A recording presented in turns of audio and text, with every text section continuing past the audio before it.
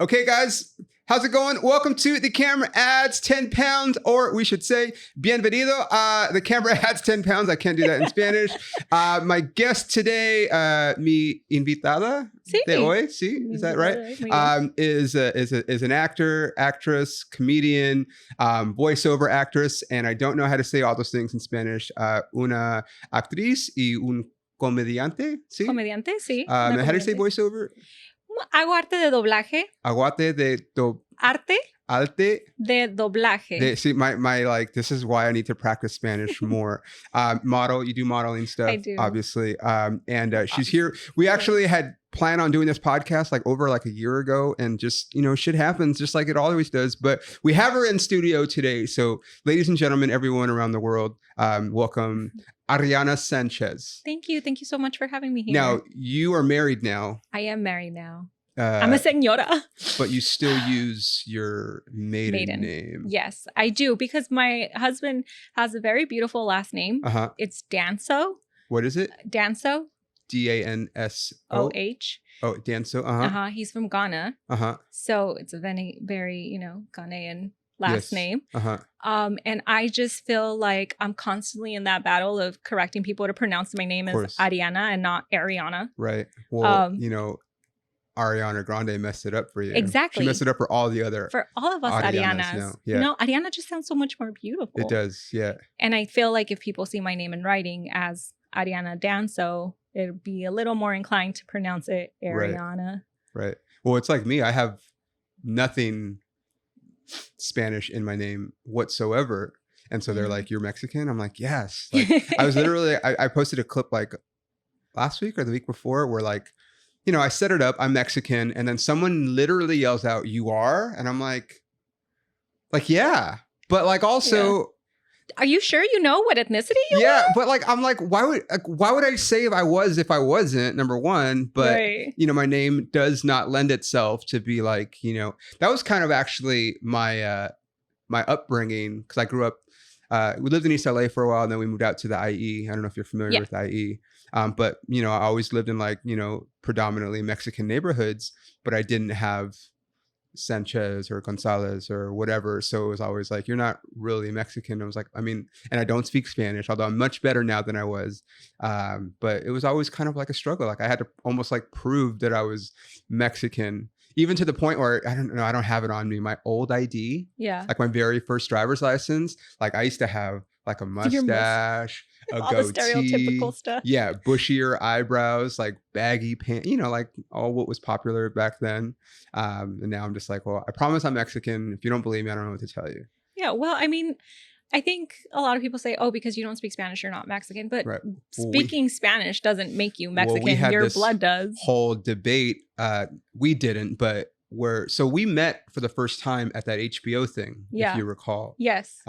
It was like it's kind of like a networking thing with HBO Latino and what's Palante.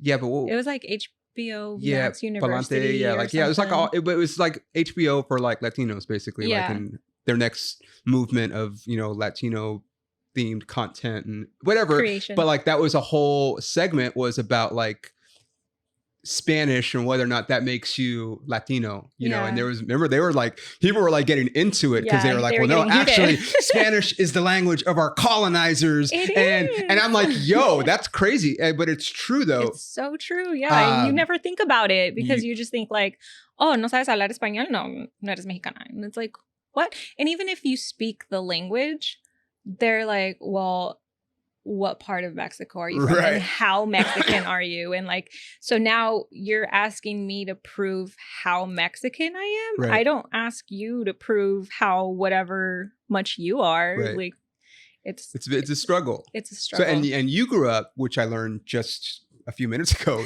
You grew up in Colorado. I did, which is not very.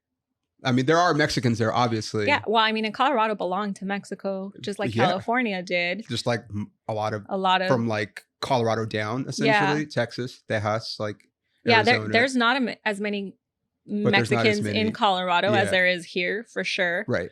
And I think that a lot of it has to do too with like, do you want water? I have it right here. Okay. I don't know why I'm not drinking it. I think, of course, a lot of it has to do with like the positioning or the proximity to Mexico, right? Like I feel like a lot of Mexicans that live here are mainly from like Mazatlan, Sinaloa, Sonora, Mexicali, like this closer. And then you have some people from Oaxaca, which is just like all the way on the other side. My grandpa was from Chiapas, which is fucking way down there. That is way far from here. Also, may or may not have laundered money for the cartel. I don't know. I can't confirm or deny. But as I recall, I don't know if I've ever talked about this on the podcast, but like as I recall certain events from my childhood and then just kind of revisit things, it's possible. It's possible. I feel like just how a lot of us are descendants of like George Washington. My sister's 23 and me says we're descendants of George Washington. No shit. Somehow. So he fucked some. He colonized us somewhere. Yeah. You know, I don't know. Interesting. But I also have French and Spaniard in me. But I feel like just how we have that linkage. So are you Mexican? I'm Mexican, 100%. 100% Mexican. Yeah, first generation. Yes. I actually get told, my husband was like, baby, please don't ever repeat this in public. But, you know, it's my story. I didn't know who Michael Jackson was until I went to high school. Really? Because I grew up so heavily. I'm sorry. How old are you? I'm sorry. Talk about my age. Okay, you're right. I'm sorry. As it came out of my mouth, I was like, I'm sorry. But like Michael Jackson, though? Well, yeah, because I grew up con Los Tigres del Norte, Bronco, Temerarios, Los Bukis, you know, Alejandra Fernandez, Menudo? Ana Gabriel, Menudo, like all. I grew up listening. Yeah. Okay. Because you're first generation. So I'm first generation. Yeah. My mom doesn't speak English. Nobody in the house. Like I learned English in school. Okay. And with my older brother and our siblings, like we speak English to each other. Right. But with our family and our elders, like we speak Spanish. I would only watch like telenovelas or movies with Cantinflas or... Cantinflas. Yeah. I remember that from Spanish class. It's a cartoon, right? Well, no, Cantinflas is a show, kind of like... I remember our Spanish teacher watching, but it's been so long, I obviously don't... Or it was in black and white. Yeah.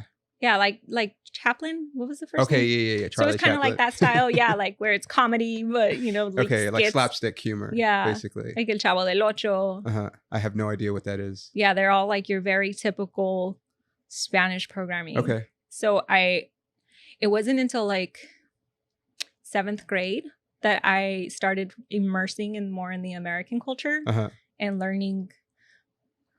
I don't know. So were you like English in ESL classes growing up or yes did they just throw you to the wolves? They kind of just threw me to the wolves.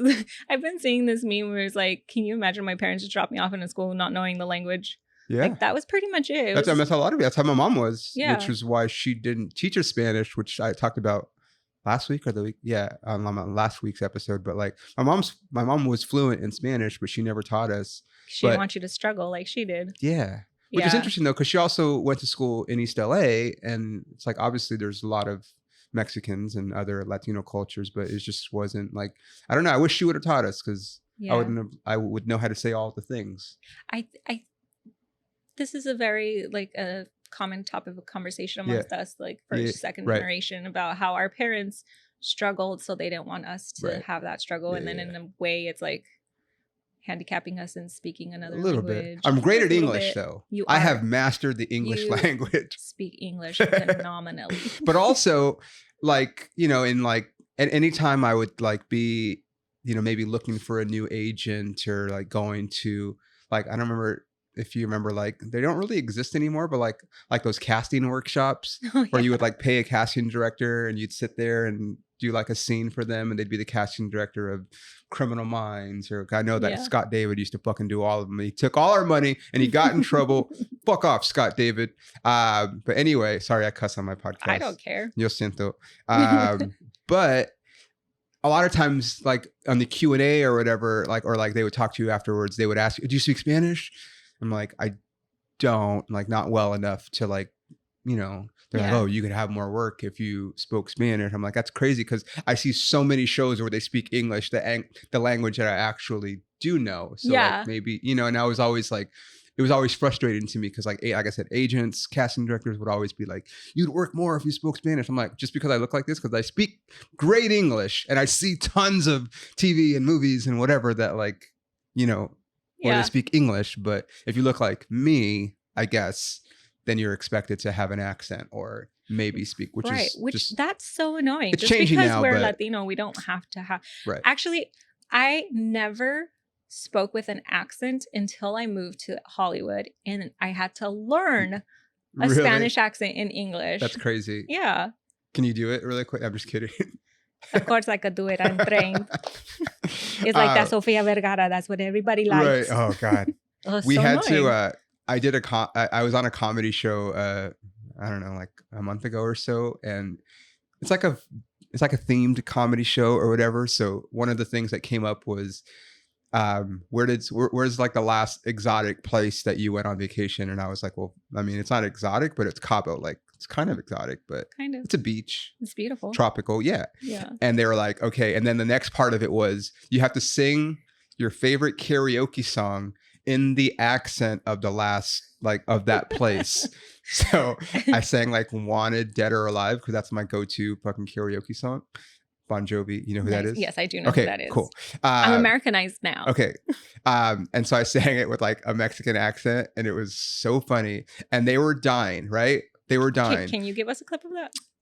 Yeah, sure. Let's do it. This is the first. This is maybe the first time I've sang on my podcast. Is that weird? Woo! But I'm doing it like so. Okay.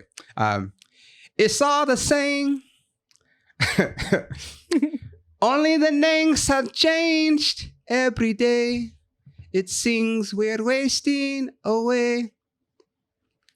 Yeah, but they loved it, right? Yeah. Then I started talking about people with peanut allergies. Oh my God. And they fucking turned on me. And I'm like, because Mexicans have peanuts and everything, but you said peanuts, right? Yeah. Okay. Not penis allergies, because that would be funny too. That would be horrible. My husband actually has a peanut allergy. Really? Yeah. When you said your peanut allergy joke, I was laughing because. Oh, were you there? Oh, that's right. You came to the show the other day. I was at the comedy show that you last did. Yeah, and you said that you hate peanut allergies. It's not that I hate peanut allergies. I think it's just. I think it's funny that people have peanut allergies. And you know what's annoying? So your second part of that joke, I remember very clearly because I was going to tell you about it after the show and then I completely forgot. You said, so now everybody gets pretzels on the airplane. Yeah. I have a gluten allergy. Hilarious. So I can't have So because of these people's allergies and they don't get peanuts on the plane, then they give us pretzels. Now you can't have pretzels, so you suffer on both fronts. I do. What about the people that are gluten allergy? Maybe they should keep the peanuts for those people. Right. It's bullshit. Or they should come up. Why not have almonds? Almonds are a great snack. They're healthy. They're filling. I like almonds. I don't know anybody allergic to almonds. Neither do I. I just think peanuts is, but it's funny because the joke is Mexicans don't have peanut allergies, and if they do, then we don't care, and it's so true. Like you still eat it. Yeah, like I mean, like I don't know if you have brother. You have an older brother. Yeah. You have like nieces and nephews. I do. So like my brothers have kids, and so I have nieces and nephews also, and like they're very picky on what they eat. Yeah. And we couldn't be picky, and I'm sure you're probably the same way with Mexican parents. Like it was like my mom was cooking this for dinner, and that's what we had. That's what you have. Those are your options. And you were gonna eat the whole fucking plate. Oh, it's spicy. I don't care. No, eat it. My dad. I told the story. I think I've told it on here. I repeat myself sometimes because I have so many podcasts. I don't know what I say on what, but like it's very traumatizing still. But like, I never liked eating the fat on steak. Oh no, that's so gross. It used to be. I eat it now sometimes with certain cuts of meat, like, and depending on how much fat it is, like there's a certain point where it's like I can still eat this, but if it's too much, and it's like if it's just all like I'm not gonna eat that, but like if it's a little bit intertwined with the meat, it's okay. But when I was a kid, I did not eat any fat. And then one day we went somewhere, and my dad, it was pastrami, which I still won't eat to this day because of all those fat bubbles. There's so many fat things, and I ate all the meat, but I didn't eat the fat. Yeah. And then my dad is like, finish it. I was like, well, I'm not gonna eat the fat. He's like, no, you finish it, and he shoved it down my mouth, and then I threw up, and I've never eaten pastrami since. I am so sorry. That is very traumatizing. That's why I have a podcast now. now you tell everybody how traumatizing your dad was. Yeah. I mean, I talk about him on stage sometimes and whatever. It's like, yeah, it is. We all have our traumas. Our stories. Yeah. I was telling one of my friends today because she felt bad speaking part of her truth because it would put somebody in a bad light. And I'm like, if something that we have to learn is that it's our truth. Yeah. If that person didn't want to be in a bad light, then they shouldn't be doing the things that they don't want to be known for. I shouldn't have to protect you. Right. I mean, my dad's dead now, so it's fine. But even when he was alive, I didn't have a problem saying these things. Your parents still live in Colorado? Yes, we both live in Colorado. When you did you go to school for like theater or something? Not at all. Okay. Actually, so I've always been like in love with the arts and drama and a performer. I had a traumatic experience when I was really young that actually made me be very, very shy and quiet and soft-spoken. So I've had to do years of therapy, and now I am very outspoken, and I don't have any filters anymore. And was able to pursue the acting again. But yeah, no, I didn't study theater. But you're not going to tell us what happened? If you don't have to. I mean, I can. I just don't know if it's that kind of podcast. And it's a podcast that we have no themes. We just talk. I just bring people that I want to have on because I think are interesting. Or sometimes I know the people very well. Sometimes I don't. But it's fun. Sometimes I feel like when my people are getting to know the guest with me also. Yeah, of course. Because I've unloaded lots of trauma throughout the course of this podcast. Yeah. I think when people speak of their traumas too, it opens the doors for other people to identify and not feel ashamed for the trauma that they've gone through. Yeah. I mean, that's like, it's like, whether it's like on stage or whether it's in the podcast, I feel like people generally, like I was talking about it literally last week with Olivia, my guest. She was talking about she's very vulnerable on stage. And I'm like, I mean, kind of so. I mean, depending on what set I'm doing or whatever. But like if I'm doing like my full like half hour or even hour, like you know everything about me by the time I'm done. But also like on this podcast. But I feel like that's what connects people to you. Because like in the old days, I'm not saying I'm a star because I'm not. But like, you know, if a famous person, you maybe didn't know a lot about them. And then now in the age of social media, it's like people like this person because they like them in their movies or their music, but they also like the behind the scenes stuff, like, oh, look at her dogs or look at her this. Like to know the person, you know, like I'm a big do you know who Lindsay L is? She's a country singer. She's kind of famous, but if you don't listen to country, maybe not. Here and there. Yeah, I don't know. I'll look her up. But she's very vocal about the fact that she was a rape victim and she had an eating disorder and all those things, and like people love her because she finally she didn't talk about it for a long time. Yeah. But I think she hit a certain point where she's like, yeah, and now people love her because she shared this part of her with them. And I think a lot of it had to do with her taking her power back. Right. And feeling like, you know what, this is what happened to me, not in a way you realize that you are not responsible for protecting the abuser. Right. I was sexually abused as well. Shit, why did I have to ask? I'm sorry. God damn it. It's, you know, I feel like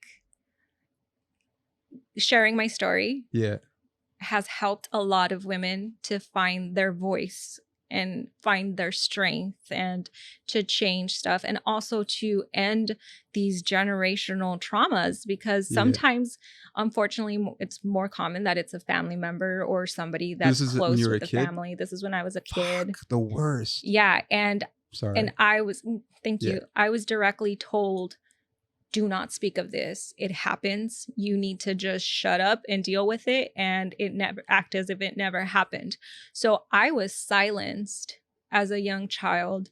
My mother didn't have the proper guidance to seek help for me, or, you know, didn't have that mental development of, no, this doesn't have to happen, or I don't have to pretend as if it didn't happen. Right. So again, I think a lot of us don't learn until our adulthood that we don't have to protect our abuser. We don't have to protect other people. And we are not what happened to us. Right. You know? Yeah. I mean, my, so I've talked about it on here, but like my dad was very abusive throughout my childhood.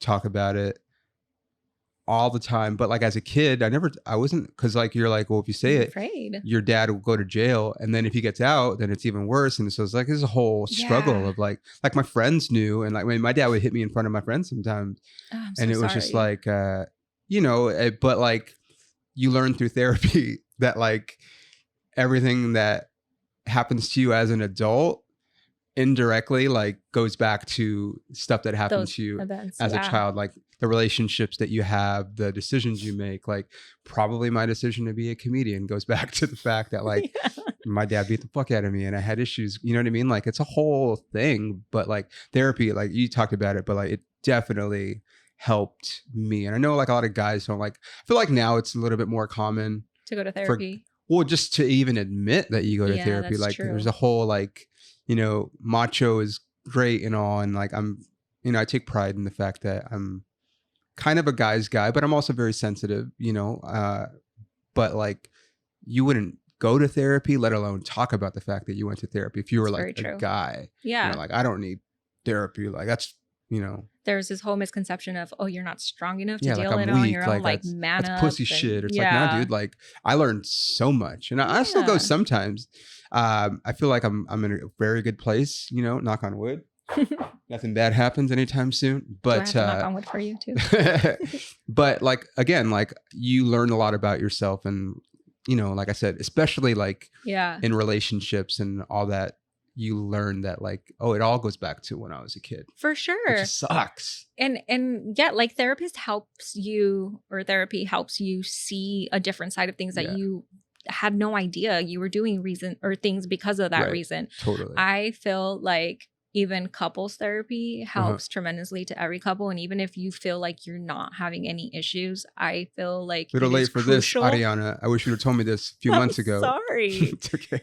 I really like advocate for couple therapy. I always do as I'm getting broken up with. I'm like, wait, can't we go to therapy? They're like, no, we're breaking up now. That at the beginning. Yeah, I didn't know this. Well, maybe not like right at the beginning, but once you're like, you know, in the love stage, because it makes sense now. This is how you can propose it.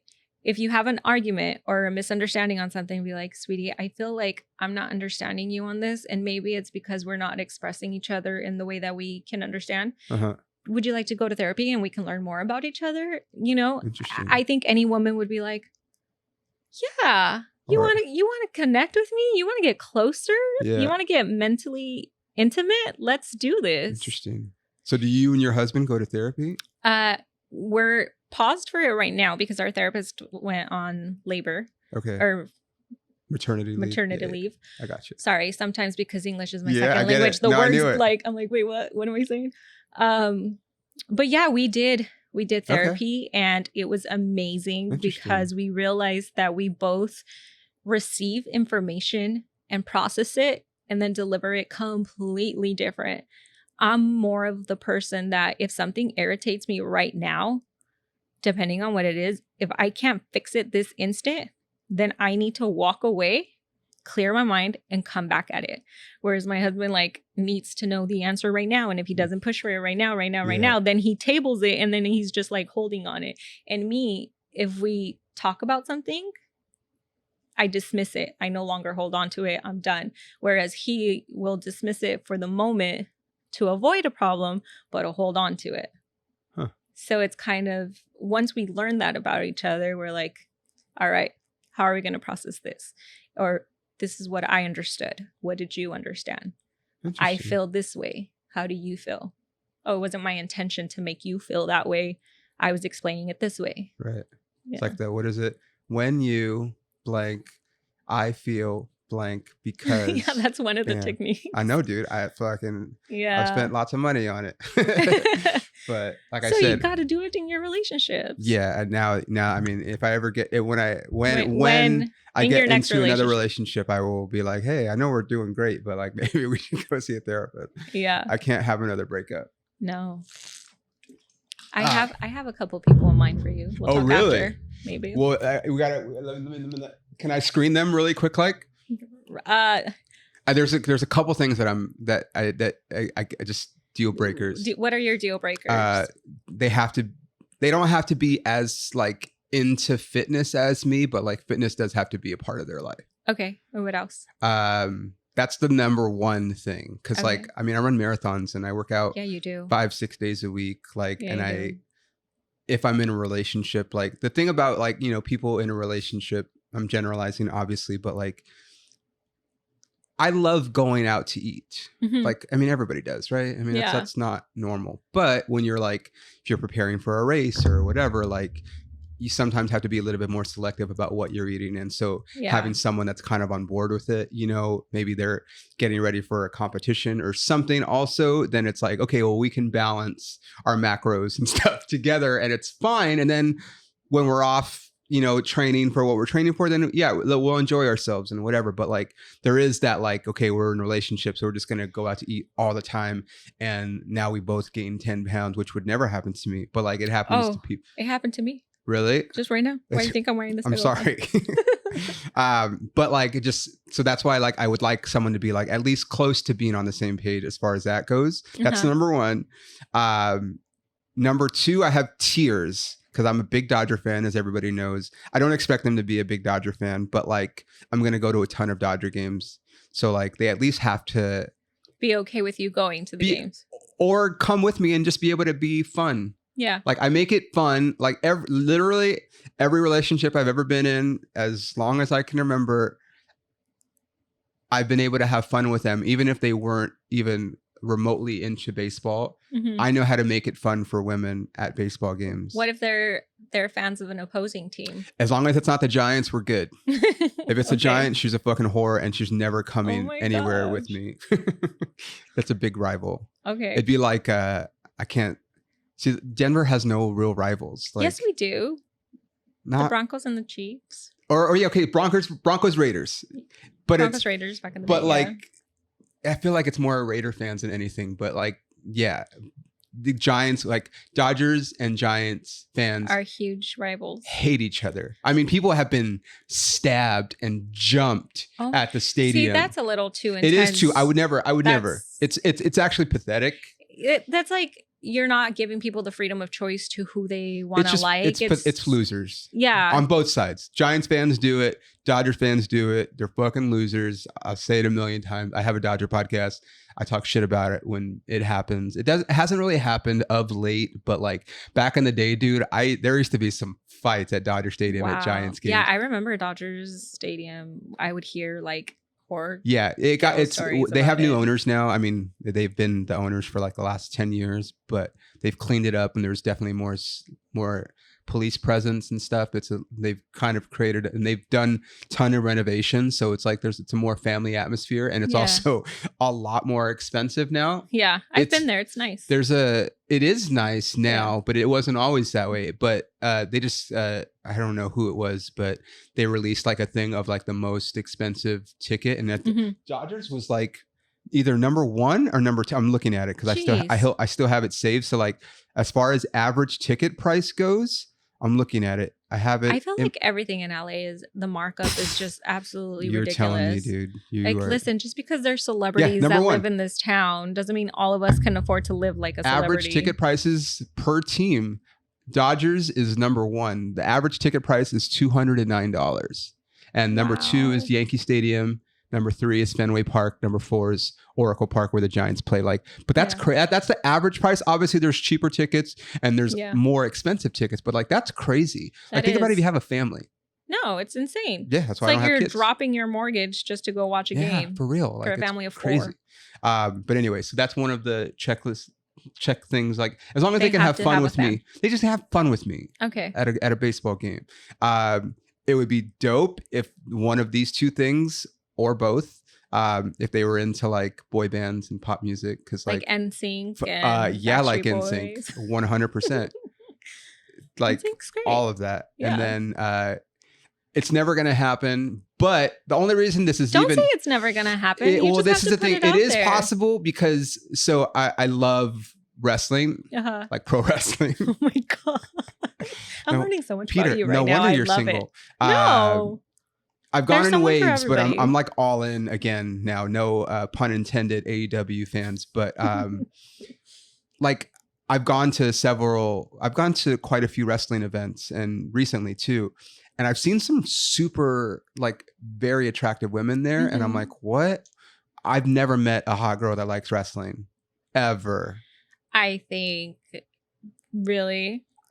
I've never met one. I'm not saying they don't exist. I've never met one. Yeah. Just like I've never met a super like I don't know if you watch like ESPN or whatever, but like all of the like the on-field correspondents, even some of the anchors on ESPN now. Yeah. Beautiful women. Yeah, they're all very beautiful. Never met a girl that's like, oh yeah, like fucking, he's my favorite running back, and you're just like, it's just. I don't know, but that's the trend. But I think it's because maybe it depends on where you hang out. Maybe because I know a lot of those girls. Oh well, fuck. We're gonna talk about this. Let's go. Can we call them right now on the air and we'll see what happens? Oh my god, that would make some great content. That would make great content. I don't think they'd answer me right now. All of them are going through different things right now. Uh-oh. Well, we're all going through stuff. We're all going through stuff. I appreciate you sharing your story, by the way. I know Thank you. I'm sure it's not easy. It's gotten easier. I've done a lot of like women empowerment campaigns. Okay. And like, yeah, I've done panels and really? Yeah, I've found that as you're helping others up and like reaching down and up, you're bringing yourself up as well. Uh-huh. Okay. Like it helps heal. Yeah. So. I mean, I can see that, like, because it makes you just feel like you're not alone. Yes. When you hear other people's story, and then you're like, oh, well, this person has been through this and they're doing okay. So yeah, I can do okay too. Like, exactly. You know? Yeah. I feel like we all have to support each other and help each other. And, you know, how do we make the world a better place? By consuming my content ourselves. Is the first way. Definitely. So, okay, I'm sorry, I'll bounce around. But so how did you end up here?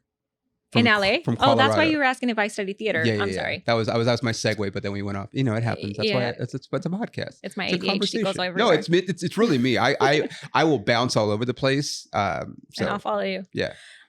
So how did I get back into theater? I actually studied like business and sociology and Spanish. Like I did nothing to do with theater. Smart. Yeah. And then I lived in Denver, so 303 in 303 5280.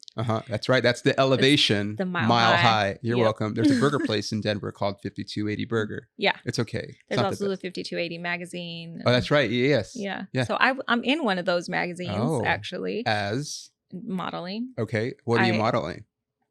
What was I doing in that one? I don't remember. I was probably doing one of the fashion shows. I started doing fashion shows in Denver. Okay. I became like a brand ambassador, so I was going around to different places. A lot of like North Face gear.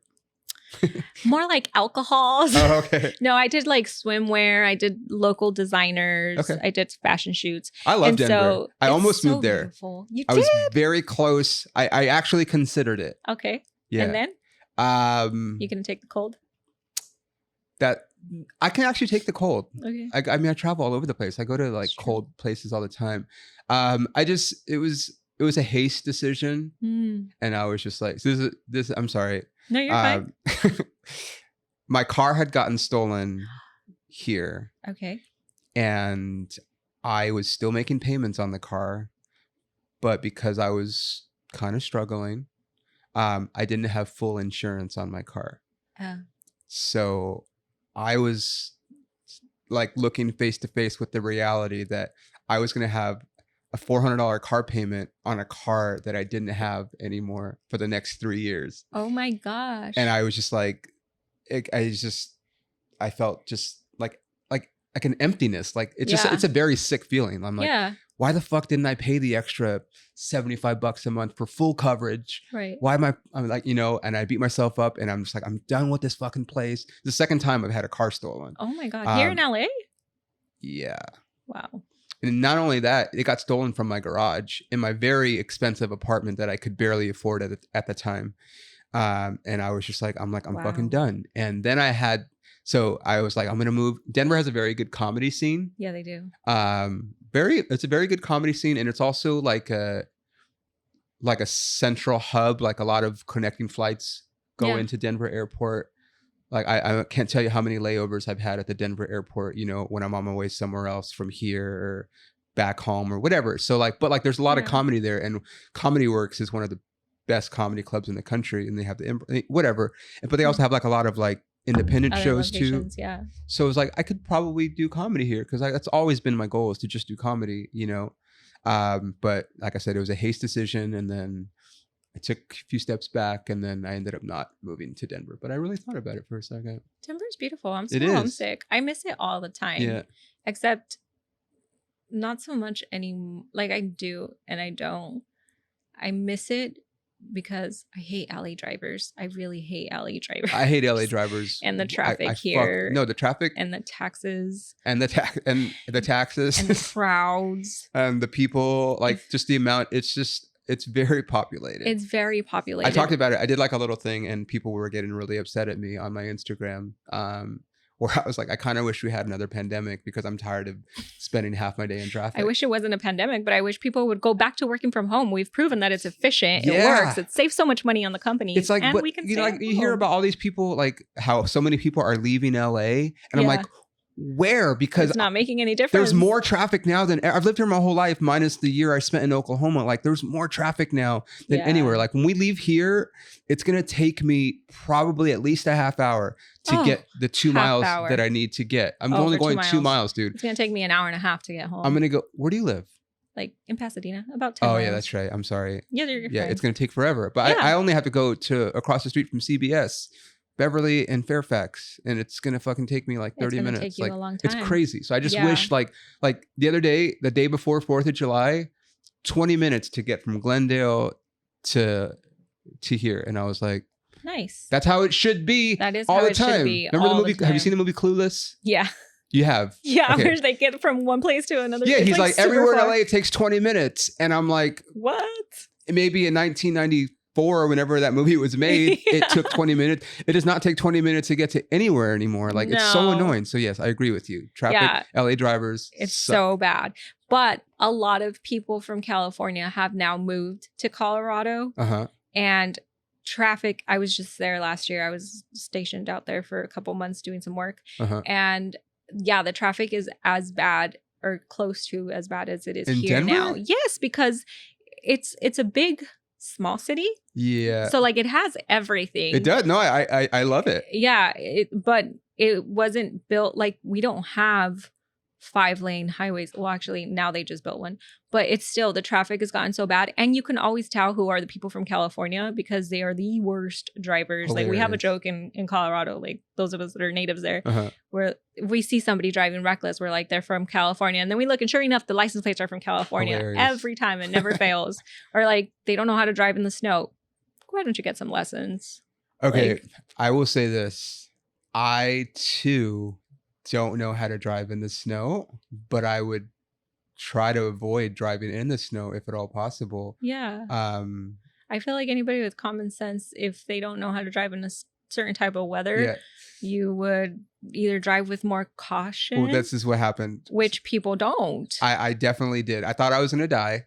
Oh my God, I'm sorry. I had a gig in Eastern Washington, but it was I had to fly into Seattle and then drive to the gig, and then I was driving back from the gig. I had to take like a morning flight out of Seattle, so the flight was like, let's say 7:00 in the morning. It might have even been earlier. So rather than wake up at 2 and drive, like I just after the show headed back to Seattle from wherever I was, like 3 hours outside of Seattle, and I got caught in a snowstorm. And it can be scary. No, it was terrifying because it was to the point where I did a whole episode about this. Reliving your trauma. Well, it was to the point where like you couldn't even see the lines on the highway. Yeah. It was a blizzard. Yeah, you couldn't see the lines on the highway. It's so bad. And I'm like, okay, well, I don't know what to do, but I can't go back now because I've already gone. I'm already like an hour or so in, and I still have to take this flight tomorrow. Yeah. Maybe I can't change it. It's still going to snow. There's actually more snow coming. So if I don't fucking get over here, but also my whole thing was like, I'm like, they haven't closed the freeway. Yeah. So it's clearly still safe enough. Yeah. And so we all kind of basically just all formed like a single file line. And I was following like the big trucks. We were going like maybe 25, 30. Yeah. But I'm like, I might die. No, it's scary. I might die. It's scary for sure. I got stuck in a blizzard on I-70 in Colorado. And for those of you that don't know, that's the highway that goes right from like, it goes across a lot of state lines, but it's the highway that takes you from downtown Denver all the way through the mountains. And so there, when you're on the mountains, it can be very curvy. Yes. There's hills. Yes. I mean, you look over and there's like, you'll fall into the Grand Canyon, or not the Grand Canyon, the Colorado River. Right. I don't like that. No. And usually it's a 3-hour drive from the town where my dad's family lives to Denver. And it took me 6 hours and some change to make that drive because it was a blizzard. Yeah. And I can see 2 feet in front of my headlights. Yeah, see, I don't like that. I couldn't see anywhere around. But what you do when it's snowing like that, you just drive slower. Yeah. You don't ride the brake. You just keep your foot kind of by there. And when you're going to stop on the snow, you pump your brake. Right. Like you know, I knew this. You don't slam on them. Right. And a lot of people from California specifically, right, totally, they go faster or they'll do crazy turns, and it's always like your wheel, if you're losing control of your car, you go the opposite direction to kind of like level it. Yeah, you can't think about people, that in the heat of the it's like but so just drive slower. Yeah, just drive slower, which is what I did. I lived to tell another day. But I'm glad you're here. Yeah, thanks. Same. That'd be it wouldn't be the worst place to die, but I mean, just I died doing what I loved. I guess that would have been like the thing. He was coming from a comedy gig. Like at least he got to like, but it wasn't even a good gig. It was like a shit gig. Aww. It was one of those gigs. He bombed so bad he died. Oh, I didn't bomb. That's how it was just a shitty venue. Oh, okay. Sorry. I'm not going to name the venue. If anyone listening is a comedian, just look up comedy clubs in Eastern Washington. But it was just like only one. It was just there. Yeah. It was just one of those gigs where you're like, oh, this is why comics kill themselves. Like one of those gigs, like just I've been to those just gigs. Like a dark town. It was very, it had just snowed. It wasn't snowing where I was, but it was like, you know, it's like 9 degrees and just like, I don't know, just like a sad town. And I was like, this is really depressing. It's really depressing. You know, that's comedy. We go places like that sometimes. Yeah. It can't all be, you know, the Brea Improv or whatever, you know, sometimes you got to go. Shining lights. Yeah. Like, you know. Dude, comedy is a whole different other animal. It's crazy. Yeah. I saw in one of your podcasts you were talking about how you have to create your own space in your own rooms to perform, and a lot of having to do like put in the work with mics. And you don't have to, but it helps. It helps. I feel like you can't expect people to give you stage time. Right. You're not owed stage time. No, you're not owed stage time. I feel like there's certain things that could be done a little differently. But 100%. I mean, I'm going to open a comedy club one day somewhere, and I will treat comics well. I will, if it's not me, there will be somebody to answer all the emails that you send when you're looking for work, which is something that isn't a thing like, I can't tell you, like, and I've talked about this on this podcast before too, but like, I feel like I have a lot of people that follow me that are like, maybe knew me in high school, even earlier than that, or, you know, college, whatever, like that know me like personally, not like, and they see me posting about, you know, I'm going to be here this weekend. I'm going to be in Vegas this weekend at the Notoriety Comedy Club, July 7th and 8th. Like, it's like, oh, he's posting another show. Like almost like I'm doing it to brag. And it's like, no, number one, I'm doing it because I have to promote. I have to like, we are judged on how many butts we put in seats and whatever. But also I'm doing it because I've probably sent 30 emails and then this one got returned to get your slot. Get this gig. Like every gig that I get, any road gig that I get, especially comes on the heels of 25 to 30 emails that didn't go answered. Yeah. Just not answering. Yeah, it's very difficult to get your stage time, and it's very difficult to keep your stage time. Definitely. When you're talking about like, I feel some type of way. Like I hate putting it out there like, hey, I'm gonna be doing this show, because I don't want people to think like, oh, she's bragging. I'm not bragging. Yeah. I'm trying to get you there. I have to promote. But that's what I would change, because I feel like that's why we have promoters. I feel like when I have to promote my stage time, I feel like I am the cashier at Target scanning my own items. Like I just got a job doing my own, doing somebody else's work. Yeah. I've never talked about this on the podcast before. I go to Whole Foods a lot. Uh-huh. Not a flex, just and I get their hot breakfast probably like 2 or 3 times a week, just because I don't have time to go home. Big money. Well, so I go to the self-checkout and I will put it, you're supposed to weigh it. And Yeah. it's like, I want to say it's like $11.99 a pound. Oh man. Which is not cheap. No. So normally what I get, like eggs, bacon, or egg, sausage, something along those lines, and a kombucha, usually comes out to about $15. But if you take some of the weight off of the hot food, then it ends up being like $6 or $7. It's a fucking hack, dude. If you're gonna make me ring that shit up, then that's what you get, dude. That's your wage for ringing your own stuff. Yeah, 100. Yeah. That's not stealing. I mean, maybe, but like, I'm sorry, fucking Jeff Bezos can afford it. Yeah. That's what you get for making me ring up my own shit. Exactly. Like, you're not only are you taking jobs from people, you're making me do something that you're supposed to be doing. They have a fucking Whole Foods now has, because they're, it's owned by Amazon now. Yeah. They have like a finger scan thing where like you register your account and like you don't have to have a card, or you can literally walk into Whole Foods, and if you've signed up for this, you just put your finger on the thing. What? Is that at the Amazon Fresh markets? No, it's at fucking Whole Foods. At Whole Foods. I mean, it might be at Amazon Fresh. I've never been to an Amazon Fresh, but at Whole Foods. They're creepy. You can fucking, bam. They have your fingerprint. I'm like, you log in with your phone, it tracks that you came into the store, you put your stuff in your cart, and it Amazon? tracks, and you walk out with it, and it tracks everything that you put in your cart, so it charges you. But just like ordering something off of Amazon. Yeah. Really? It's insane. It is insane. It's scary. It is scary. But like we were talking about promoting ourselves, and I don't know how I got to Whole Foods, but you made the analogy. I had to do a show. So during the pandemic, I tried to do some stand-up shows and continue with it, but I mean, a lot of us in the whole world went through very traumatic experiences during the pandemic. What happened? And so I found myself in a position where I wasn't in the mental capacity to put up with people's foolishness. And so I kind of took a little break, a step back. And then when I tried to get back into doing my shows again, I was faced with a lot of uncomfortable situations. And then one show where I was actually looking forward to performing, I announced it. I put it on my Instagram. I put it on my story. Like, I publicized it. Yeah. I reached out to people. And unfortunately, what people don't know is, like, if you don't purchase your tickets with advance time, then your show can be canceled. So people that follow me know this, because this has happened several times. Yeah. And it's like, venues will be like, sorry, you don't have this many tickets sold. Yeah. We're canceling the show. And you're done. Exactly. And that's exactly what happened to me. Yeah. They're like, we have 0 advanced purchases from you, even though I had people that had told me that they were coming. So it wasn't the show that got canceled. They took you off the show. They took me off I don't the like lineup.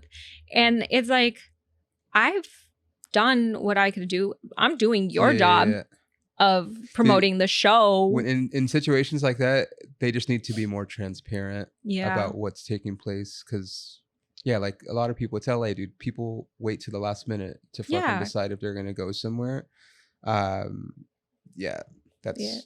the nature of the beast, right? Yeah. But that's where running your own show, as stressful and annoying as it is, helps, because it's like, all right, well, no matter what, I know I'm not gonna kick myself off my own fucking show, Yeah. My friend and I had an open mic every Friday for a year or two. Oh, really? A few years back. And it was nice. That's where I got to workshop a lot of my material and starting. And what happened? The pandemic shut it down? No, we shut it down ourselves before the pandemic, just because we were burnt out. Yeah.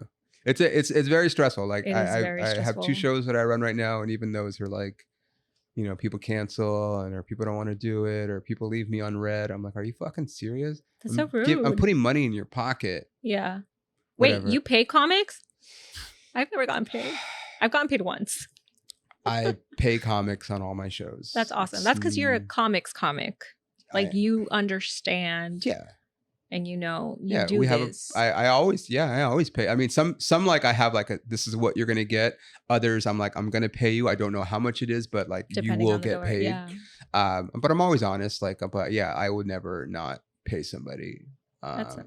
Unless they are like not booked on the show and they ask me for a guest spot, because then it's in the thing. If you're asking for a guest spot, then you can't expect to get paid for a guest spot. But if I book you on my show, you will get paid. Nice. Some people still don't even book me on your show. All right. Okay. Also, it's funny because when I was new and newer and even sometimes still, like I would drive really far for no money. Yes. One of my buddies, actually, Justin Berkman. I love you, buddy. I'm going to see you this weekend, actually. He lives in Vegas, but he's one of the first comics that took me on the road. And like a couple weeks ago, there was like a memory of him and I that popped up. And I love him because he was really one of the first like comics to take me on the road with them. And that experience was like so valuable at the time.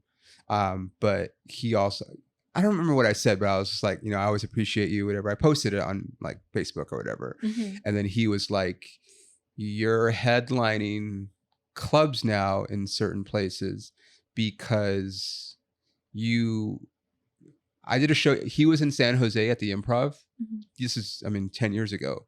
And I just asked him like, can I do a guest spot? He's like, in San Jose? I'm like, yeah, I've always wanted to perform at that comedy club. Like, I don't care. Like, I'll go, you know? And he's like, you drove 6 hours to do a guest spot for no money. Like, that's why now you are headlining places and working a lot. And I'm like, you're right. So now when people, like, I offer them money and they're like, no, I'm like, okay. I just make a note. This person doesn't want it like they say they do. And then I just probably won't ask them again. Yeah. It's not like my shows are like fucking, huge, but like I pay people and they're fun. They're fun. They are a lot of fun. I think I've done one of your shows. No?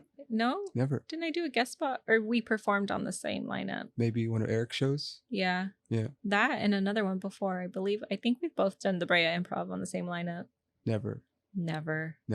Once, a long time ago. Really? Because yes, I remember that was the first time I saw you, but we didn't actually like have a full-on conversation until HBO. I'm such an asshole. No, you're fine. You're not an asshole. Wait, okay, we got to get to this before we get out of it. How did you get out of here? Oh, how did I get out here? Okay, so I was modeling and doing print work and stuff in Denver, and then one of my friends from high school had actually gone to Chicago to film school. They came back. They wanted to film a movie in Denver. Okay. With Denver talent, and they're like, "You model? Can you act?" And I was like, "Sure." No, I couldn't fucking act. I didn't know how to do shit. But I auditioned. I actually got the role and I had so much fun on stage, and I realized this is what I want to do. So I called a friend that I have that lives here and I said, I want to pursue acting. I'm thinking of moving. She's like, come, you can move in with us, her and her husband, while you find your own spot. And I was like, down. So I moved out here and just started going to classes, figuring things out, and here I am. And actually 90% of my bookings are in English, even though my Spanish is perfect. Yeah, but I saw you in a commercial. Remember I was at the gym up in Victorville, and it was like a car. Yeah, and that one I was speaking in Spanish, right? But I was like, you were like, is it you? Because you asked me, we were like, was it in Spanish? And I was like, I wasn't sure, but because the sound wasn't, it was just on the TV. Yeah, it's at the gym. And you were like, no, it's in Spanish. I was like, oh, that's so funny. Yeah. So how long have you been out here? I've been out here about 12 years now. Oh, wow. That's a long time. It's been a while. Yeah. So you rode out COVID here. I did. Okay. My now husband and I had just moved in together right before COVID. Perfect. And everybody was like, oh my God, now you guys are either going to break up or you're going to get married. And I'm like, those are the same fucking odds at any point in time for a relationship. For like magnified during COVID. Yeah. Like you really knew if you were stuck. We really knew. Yeah. And I'm married, so. Yeah. Congratulations. Thank you. What does your boyfriend do? Or I'm sorry, what does your husband do? Yeah. He's an actor as well. Okay. Yeah. Is that how you guys met? Yes. Okay.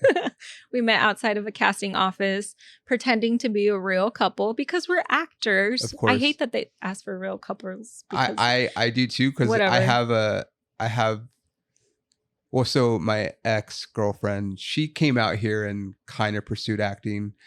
So we had submitted ourselves on a few things, and we booked one of those car commercials too. Nice. A while ago, and it was like, all right, that's cool, but like, so now I have like another, because my ex is in Oklahoma, she's not coming back here, but now I have another like what's the word?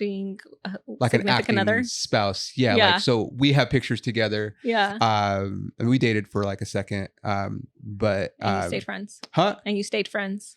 Kind of. Yeah. I mean, like, yeah. But it's a long story, but like we don't really like talk per se.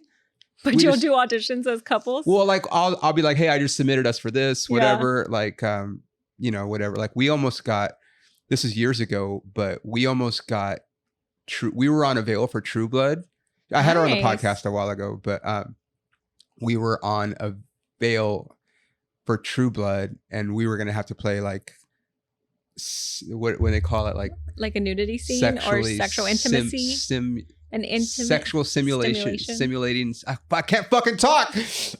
Like simulating sex, like something like that. And she was like, "Are you cool with that?" I'm like, "For True Blood, I fucking Lafayette can fuck me in the asshole, dude. I don't care." Like that was one of my favorite shows. Nice.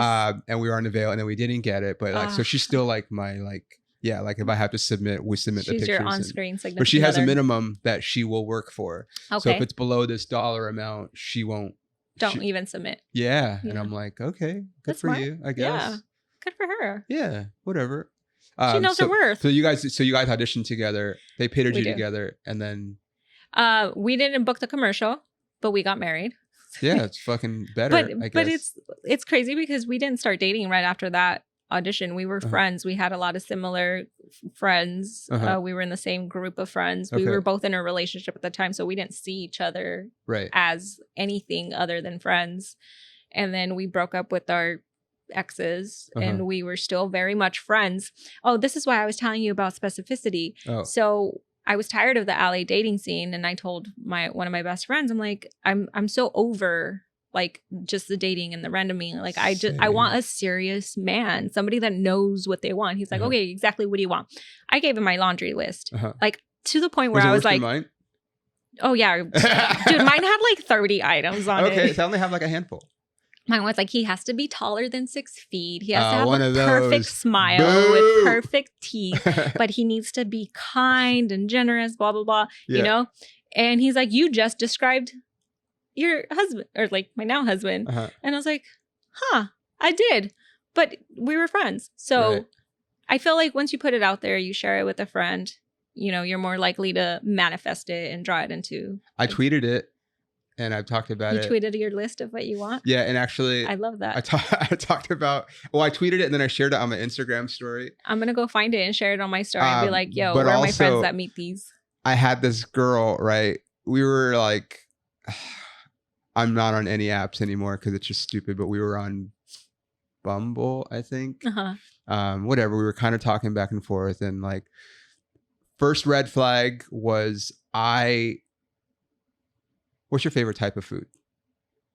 Mexican. Fucking, of course. Perfect answer. Everybody loves Mexican food. It's so delicious. We have seasonings. Yeah. And it's, no one doesn't like Mexican food. If you don't like Mexican food, Mark, you like Mexican food?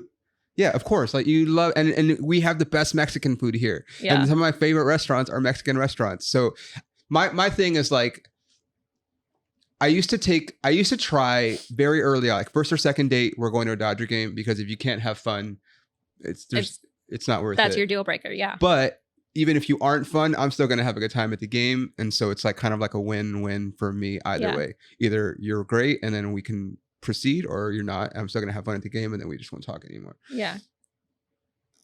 She kind of gave me the vibe that wasn't going to be, and that is, Dodger tickets are now the most expensive ticket. So I was like, let's go to a Mexican restaurant. And I was kind of listing some of my favorite Mexican restaurants. And she's like, oh, I've never heard of any of those places. I'm like, whatever. What? And so I'm like, she's like, well, if they don't have good seafood dishes, I won't know of it.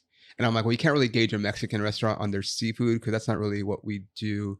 And she's like, well, I can, because I'm a pescatarian. And so right off the back, I'm like, fucking red flag. That's a red flag for you, pescatarian. I'm not fucking with a vegetarian. I'm not fucking with a pescatarian. Anything that ends with Aryan, fucking no, dude.